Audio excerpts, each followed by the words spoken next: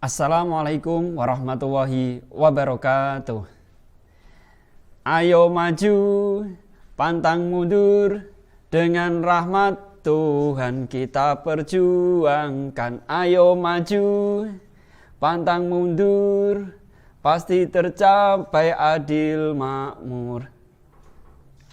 Satu baris bait dari Mas Ibnu. Tentunya teman-teman pasti selalu atau memahami tentang bait tersebut, karena memang dituntut sebagai kader Ibnu harus paham betul dengan mars tersebut. Untuk pertemuan kali ini, pembelajaran ke-NU-an, kita akan mempelajari materi yang berkaitan dengan IPNU dan IPPNU. Nanti kita akan bahas bersama seperti apakah sejarah singkat dari IPNU dan IPPNU, kapan IPNU berdiri dan kapan IPPNU itu juga berdiri. Untuk itu, mari teman-teman terlebih dahulu sebelum pembelajaran ini dimulai, kita berdoa terlebih dahulu. Semoga ilmu kita bermanfaat dan penuh dengan keberkahan. Al-Hadiniyah Al-Fatihah. Amin. Terima kasih. Selanjutnya, untuk mempersingkat waktu terlebih dahulu, saya menyampaikan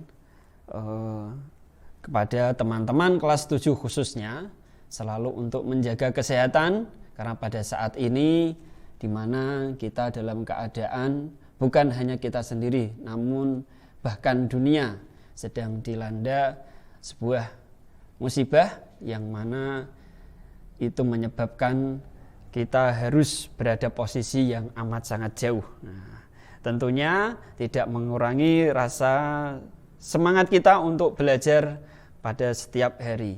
Maka dari itu tetap stay di rumah, namun tetap belajar, ya. Jangan sampai waktu kalian di rumah kalian gunakan dengan bermain. Justru itu adalah hal yang tidak pas. Ya.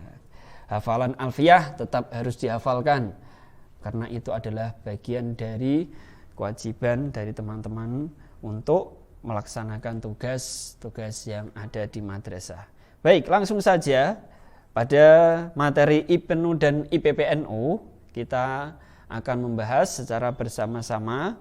Mohon untuk teman-teman yang berada di rumah, silahkan bisa kalian buka dari buku yang kalian punya yang berkaitan dengan IPNU dan IPPNU. Itu berada pada bab yang keempat. Nah, kita nanti akan membahasnya secara berurutan, mulai dari sejarah, kapan berdiri, dan bagaimanakah organisasi IPNU itu di pimpinan pusat, pimpinan wilayah, dan sampai kepada pimpinan komisariat. Teman-teman yang saya banggakan, langsung saja sejarah singkat dari IPNU IPPNU. IPNU dan IPPNU merupakan organisasi kepemudaan yang beranggotakan pelajar, santri, serta remaja yang berada di naungan Nahdlatul Ulama. IPNU berdiri pada tanggal 24 Februari 1954, yang mana pada saat itu dipelopori langsung oleh beliau, Profesor Dr. Tholhah Mansur.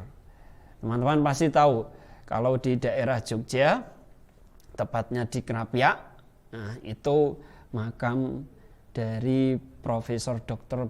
Tholhah Mansur berada di sebelah kanannya Mbah Munawir. Nah, itu untuk yang posisi makam dari Mbah Tholhah Mansur. Di situ tertulis atau tergambar besar lambang atau logo IPNU. Nah, inilah teman-teman yang kita bisa petik sebenarnya dari apa yang diberikan oleh salah satunya pendiri kita, pendiri IPNU, yang memberikan sumbangsih besar terhadap NU, khususnya para pelajar. Kemudian untuk IPPNU berdiri pada tanggal 2 Maret 1954. Nah, jadi lebih dahulu itu adalah IPENU. Setelah itu IPPNU. Dulunya memang IPPNU itu posisinya berada pada departemen yang ada di organisasi IPENU.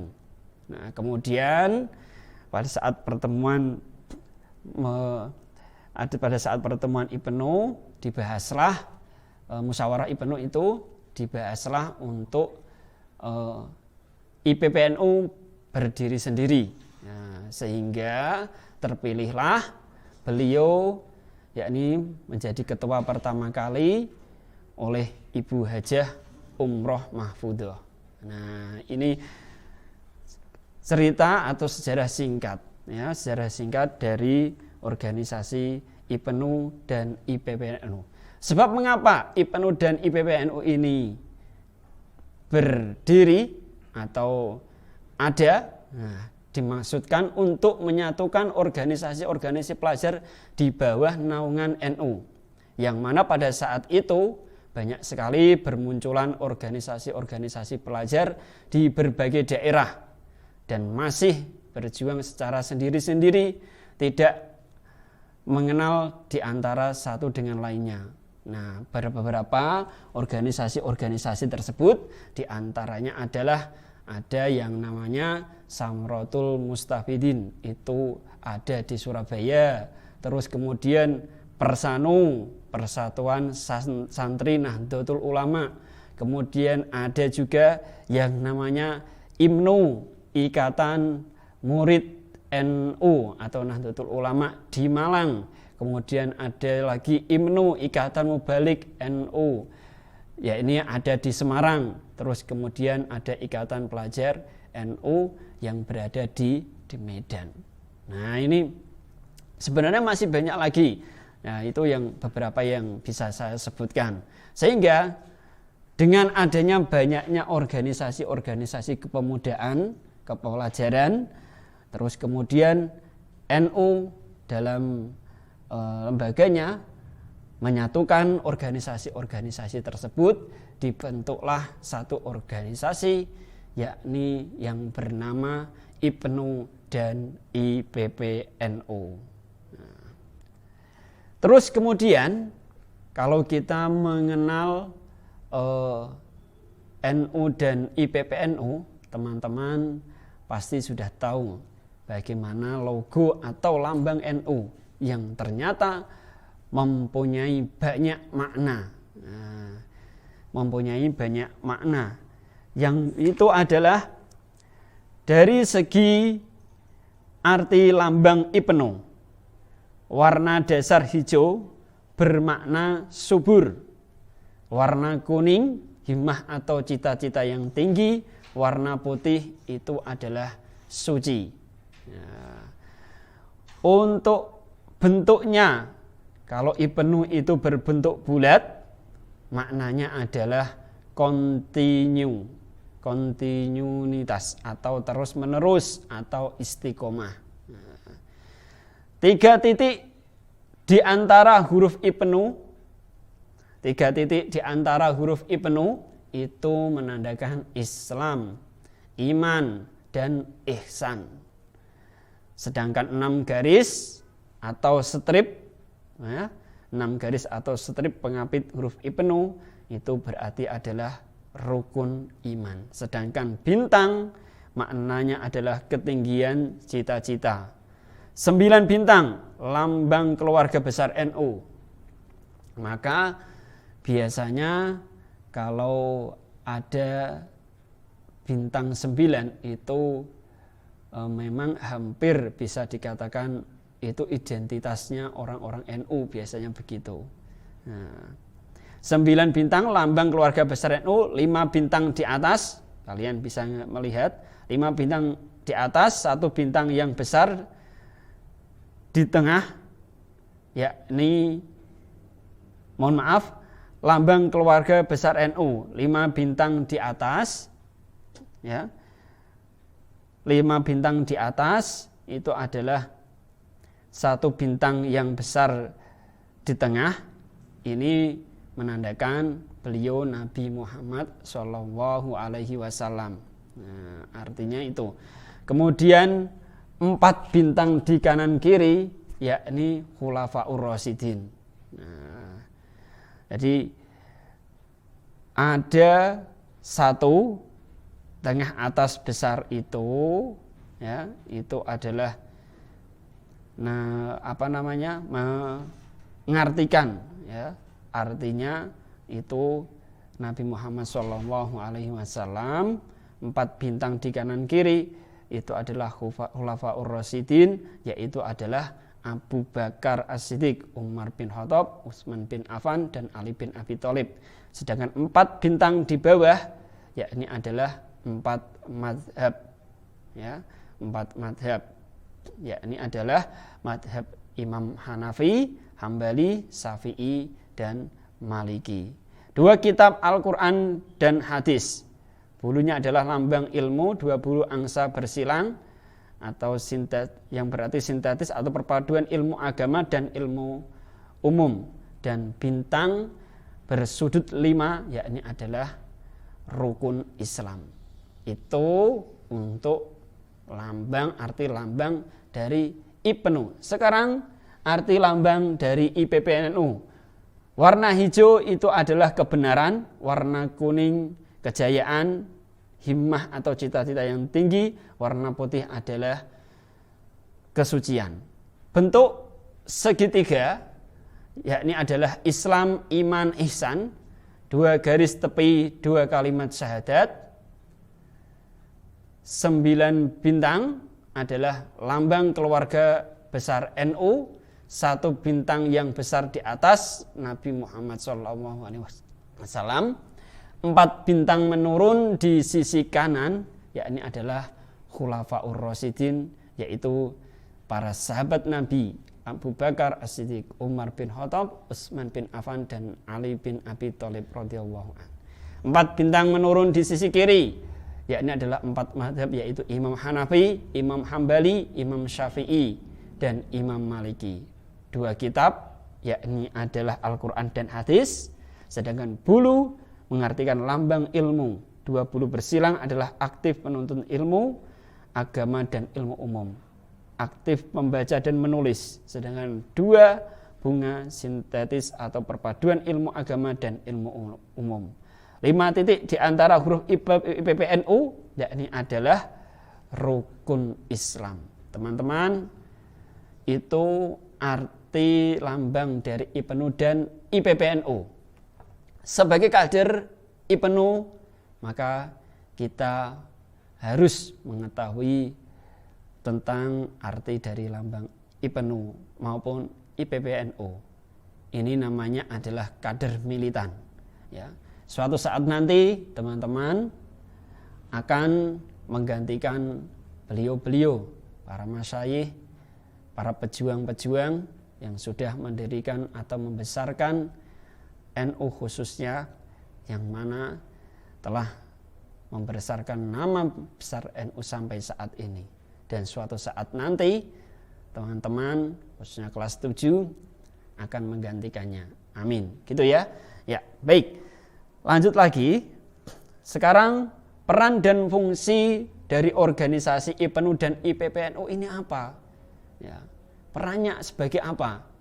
Kalau sudah kalau sudah diadakan, kalau sudah dibentuk, maka harus ada peran serta fungsinya.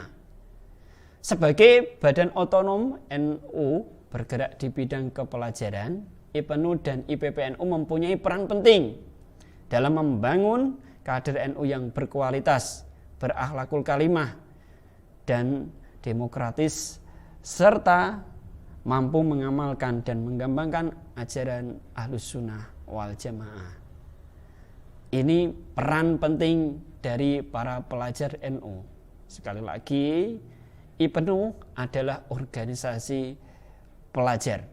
Nahdlatul Ulama berarti kalau teman-teman pada saat ini posisinya adalah sebagai pelajar, maka wadah yang tepat untuk kalian dalam organisasi NU yakni adalah IPNU. Jangan sampai teman-teman salah dalam memilih wadah-wadah tersebut. Nah, kemudian lanjut lagi, sekarang kalau itu tadi adalah peran, sekarang kembali kepada fungsinya.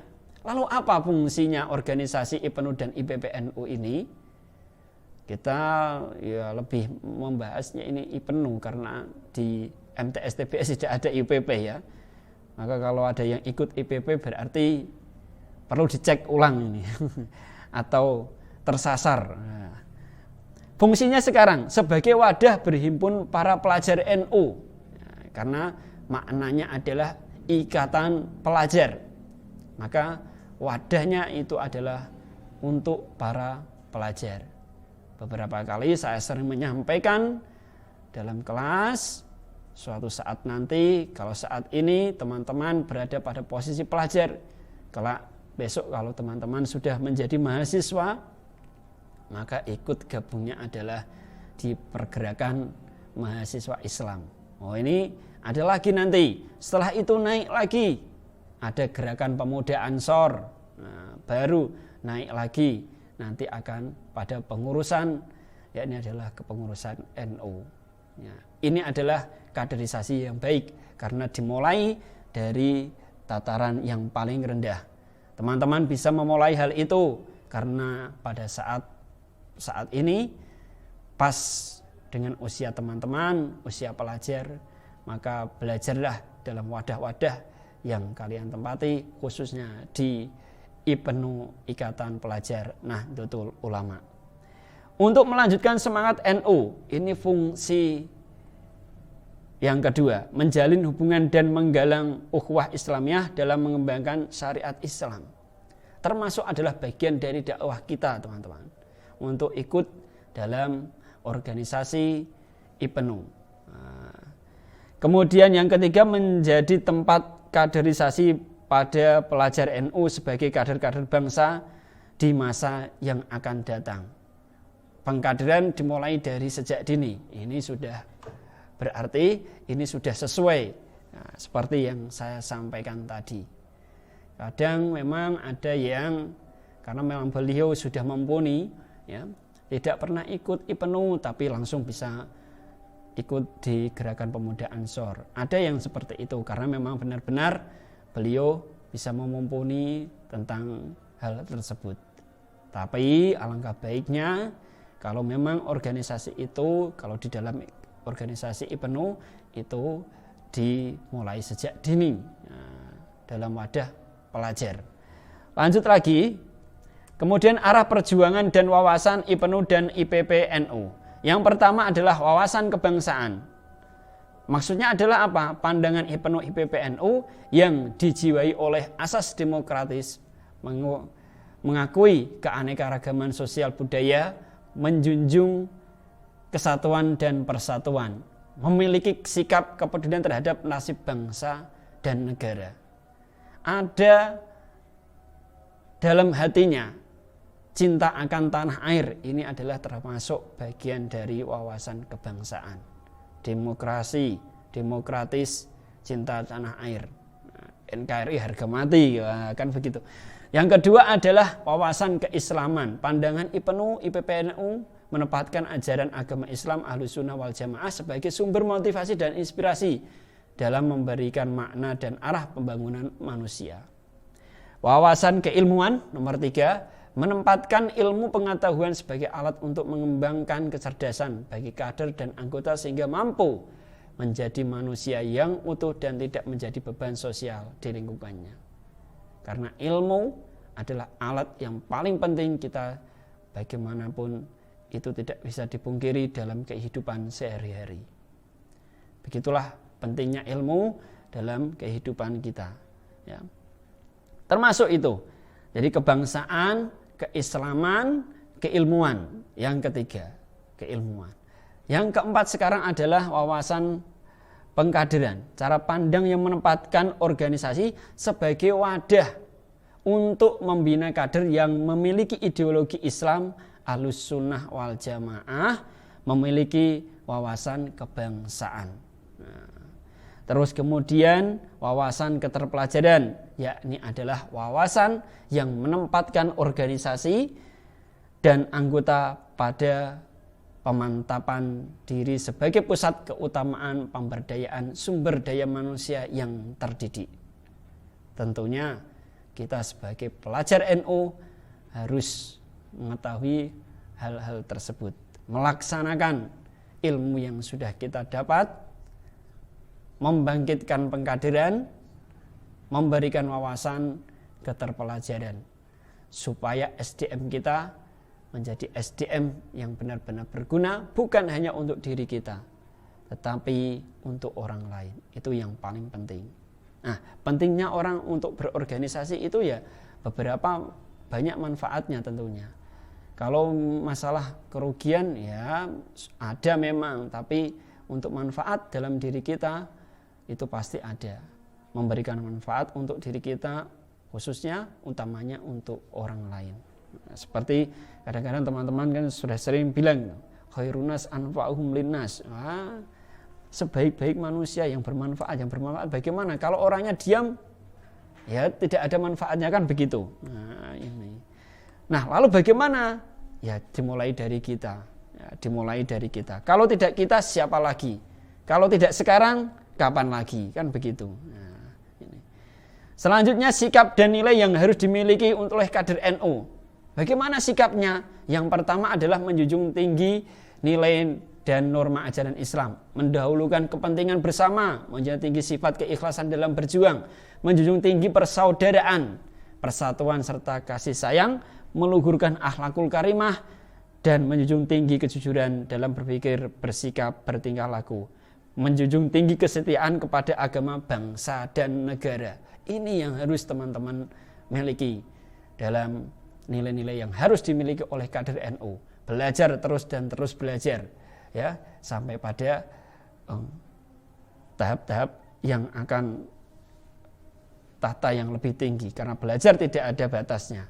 Kemudian untuk bagian kepengurusan organisasi NU, PP IPNU berada di Jakarta, PB itu yang provinsi, PC kabupaten, PAC kecamatan, pimpinan ranting itu adalah di desa atau kelurahan, dan komisariat itu ada di sekolahan.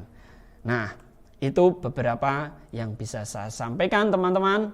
Mohon untuk bisa dipahami, selalu berjuang dan bertakwa seperti apa yang dikatakan dalam Mars IPNU.